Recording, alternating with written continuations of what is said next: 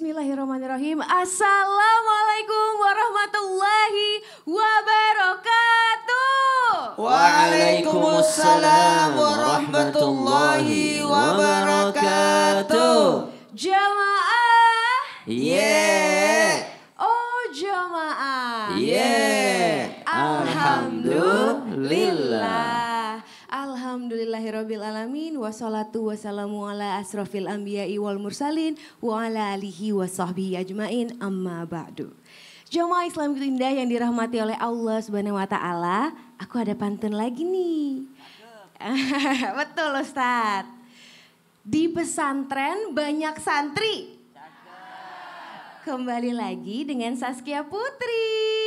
Masya Allah. Apa kabar ibu-ibu? Alhamdulillah. Sebelum nih ya semuanya, kita hari ini mendengarkan tausiah dari guru-guru kita, akan ada tayangan nih yang mau kita tonton bersama-sama jemaah. Itu ada tayangan tumpukan sampah jadi tempat bermain anak-anak. Gimana ya? Berikut tayangannya. Yang merusak lingkungan ternyata kita sendiri. Mohon maaf ya Allah, ampuni kami. Terima kasih banyak Ibu, silakan kembali Ibu. Terima kasih. Masya Allah, jadi ya benar ya Ustadz ya? Iya, silakan pencerahannya terkait video tersebut Ustadz. Siap, Mohon makasih izin. banyak Saskia. Izin Abi dan Ustaz Sam. Bismillahirrahmanirrahim. Allahumma salli ala sayyidina Muhammad wa ala sayyidina Muhammad. Pernyataan Ibu tadi bagus banget, tepuk tangan dulu dong. Dengan tidak membawa nama orang tapi nama pribadi. Bahwa pengakuan, ada baiknya memang kita harus mengakui. Bermuhasabah diri, introspeksi diri. Bahwa bisa jadi kerusakan itu muncul dari tangan kita sendiri. Karena perbuatan kita. Masya Allah, tabarakallah, beruntungnya kita karena Allah maha pengampun. Allah memaafkan kita. Dari setiap permasalahan yang kita lakukan, ya maaf ya, itu atas perbuatan kita. Tapi kalau ada kesusahan yang menimpa diri kita, justru itu penggugur dosa buat diri kita. Tadi kalau kita lihat tayangan tadi, mudah-mudahan anak-anak yang lagi nonton semuanya, kalau ada hal seperti itu jangan terpicu untuk bermain di situ. Karena bisa jadi jeblos turun ke bawah, lalu tertumpuk oleh sampah, ini bahaya. Atau ada sampah-sampah yang membahayakan diri. Ini juga bahayanya. Mohon maaf, mudah-mudahan semua pada sadar bahwa jangan pernah saling menyalahkan. Lebih baik bermuhasabah, introspeksi diri. Lalu jangan juga menyalahkan alam. Nggak, alam tak pernah salah. Kita yang salah sebenarnya. Hujan pasti air. Kalau air banyak, banjir. Banjir itu datanya disebabkan karena siapa? Ulah kita juga karena suka buang sampah. Ya. Masya Allah, terima kasih banyak Ustaz Maulana. Tepuk tangan ibu-ibu. Ya, jadi kan tadi udah kita mendengar tausiah dari Ustadz Maulana ya, jamaah ya.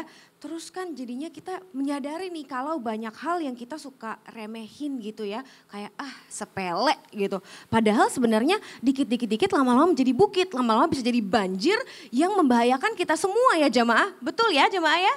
Betul, Masya Allah. Nah sesuai nih dengan tema kita hari ini, yaitu hal sepele ternyata bisa jadi azab. Ih serem ya jamaah. Sebelum kita lanjut akan ada tayangan video nih, antrian toilet Savana Bromo. Kita saksikan yuk. Allah, itu antriannya udah kayak ular melingkar itu, astagfirullahalazim. Iya, sekarang aku mau tanya sama Ustadz Abi Maki nih Ustadz. Mohon izin Ustadz. Jadi kalau kemana-mana itu sekarang ya Ustadz, pasti yang dicari tuh toilet Ustadz. Ya benar ya Ustadz ya? Betul. Nah itu kayaknya ada hubungannya nih Ustadz sama hal sepele yang bisa jadi azab. Boleh mohon pencerahannya Ustadz ya? Mohon izin silakan Ustadz. Izin Ustadz Maulana, Ustadz Syam, Allah barik fiik. Bismillahirrahmanirrahim. Assalamualaikum warahmatullahi wabarakatuh. Alhamdulillahirabbil alamin. Allahumma salli ala Sayyidina Muhammad wa ala ali Sayyidina Muhammad. Masya Allah, tabarakallah. Tidak ada dalam syariat Islam kecuali yang namanya kehidupan ini, fikih apapun, pertama kali adalah bab toharah. Iya, mau fikih apapun, imam manapun bab pertama adalah bab toharah. Dan ingat, kadang-kadang kita menyepelekan masalah ini. Lihat dalam hadis Rasulullah SAW, Tiba-tiba Rasulullah mengatakan melihat ada 2 kuburan di sana. Dan Rasulullah katakan dengan ucapannya bahwa di sini sedang diazab. Ditanya kenapa ya Rasulullah? Salah satunya dengan mengatakan dalam riwayat lain. Karena dia ini lam yastanzih min baulihi. Dalam riwayat lain lam yastabri min baulihi. Dalam riwayat lain lam yastatir min baulihi. Ada kata al-istibra, al-istinzah, ya. Lalu kalimat yang perbedaan 3 ini, kalau kalimatnya istibra, ya, karena dia ini tidak bisa membersihkan dari air seninya saat dia membuang air kecil, lalu masih ada tersisa di bagiannya, maka hal ini dikatakan yang ada di dalam kalimatnya istibra. Iya. Tapi kalau istinzah artinya adalah ketika dia membuang air kecil bisa nyiprat ke sana kemari sampai ke pakaian atau mungkin ke sarung atau pakai celana, maka ini adalah pun sama. Kalau istitar artinya adalah saat membuang air kecil tapi apa? Dia tidak menutupinya, maka kalau masuk ke toilet tolong tutup. Iya. Kenapa? Karena kalau seandainya orang bisa melihat kita sedang melakukan punten buang air kecil, maka ini dikatakan istitar. Ambil 3-tiganya. Siapapun yang tidak menutup auratnya ketika membuang hajat besar atau kecil, hati-hati. Iya, ataupun saat buang hajat, khususnya di sini adalah al-baul atau air seni, hati-hati jangan sampai nyiprat ke sana kemari, imma ke tempat kanan, ke tempat kiri, wabil khusus apalagi kena pakaian kita. Hati-hati. Bahkan pun na'udzubillah banyak sekali orang yang sedang buang hajat itu sambil ngerokok. Coba bisa dibayangkan bagaimana. Iya, begitu masuk la haula wala quwata illa billah, baunya pun jadi nggak enak. Iya, dan ini sesuatu hal yang sangat mengerikan dan tidak baik sekali. Dan punten artinya 3-tiganya pegang baik-baik, jangan sampai ada yang tersisa, lalu jangan sampai menjepret kemana-mana, dan tolong tutup auratnya ketika sedang buang air kecil ini. Karena kalau hal ini terjadi, mengerikan sekali adab yang ada di kubur tersebut. Na'udzubillah. Na'udzubillahimin zalik. Terima kasih banyak Sami-sami, Ustaz Abi Maki sami-sami, atas Allah tausiahnya. barik. Nah sekarang ini sebelum kita lanjut mendengarkan tausiah dari guru-guru, akan ada video yang akan kita saksikan bersama. Gugup saat ditanya, seperti apa ya? Berikut tayangannya. Extrovert ya gini Ustadz, banyak nanya terus seperti sekarang nih. Saskia mau tanya Ustadz Syah, katanya banyak bertanya itu malah jadi hal yang sering kita sepelekan padahal bisa membinasakan. Maksudnya bagaimana itu Ustadz? Bukannya kalau banyak bertanya itu malah bagus ya Ustadz? Baik. Atau bertanya yang seperti apa ya Ustadz yang membinasakan tersebut? Baik. Mohon tausiahnya Ustadz. Terima kasih Saskia, tabi guru Ustadz Maulana Abi Maki serta guru-guru kami yang dimuliakan Allah Subhanahu wa taala. Al-Qur'an surah Al-Baqarah ayat 67. A'udzu billahi minasy syaithanir rajim. Allah. وإذ قال موسى لقومه إن الله يأمركم أن تذبحوا بقرة قالوا أتتخذنا هزوا قال أعوذ بالله أن أكون من الجاهلين.